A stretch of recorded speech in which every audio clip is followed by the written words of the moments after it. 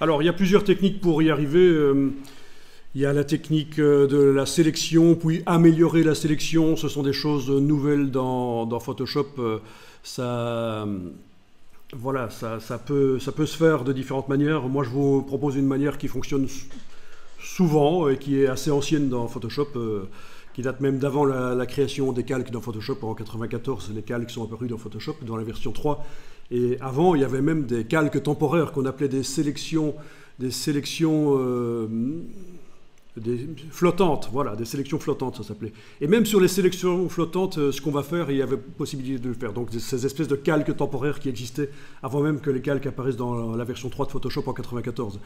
Donc c'est des techniques anciennes qui font partie de la panoplie des techniques que vous devez connaître et ressortir au besoin quand vous devez faire quelque chose. Et c'est ça le principe de Photoshop, où on maîtrise plein de techniques, vous devez maîtriser plein de techniques et puis les combiner, les ressortir au moment propice.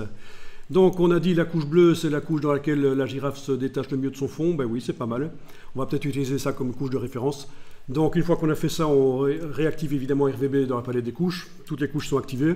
Et puis on va aller dans la palette des calques, faire un petit boulot. Donc dans la palette des calques, un petit boulot qui pourrait être automatisé en faisant un script d'automatisation si on devait faire souvent ça sur les images. Mais bon, ici on ne va pas faire un script. Donc vous allez simplement mettre un calque sous le calque ici, le calque d'arrière-plan. Donc déjà je vais créer le calque, voilà, je clique sur le bloc de feuille et je dois le faire passer en dessous du calque d'arrière-plan. Bon, ça ne marche pas, pourquoi? Il y a le cadenas, le calque d'arrière-plan est verrouillé. On ne sait pas, vous voyez, il doit rester à l'arrière. Donc on va double-cliquer sur lui ici, cliquer sur OK.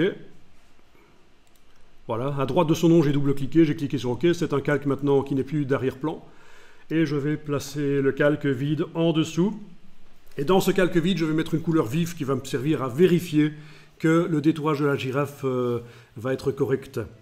Donc majuscule suppression sur le clavier, ou alors édition remplir. Je travaille bien sur le calque ici, transparent que j'ai fait passer en dessous du calque 0. Remplir avec couleur. Ben, quelle couleur? Un truc vif, soit du rose, soit du vert, peu importe. Du moment que ce n'est pas une couleur qui existe dans l'image pour bien faire.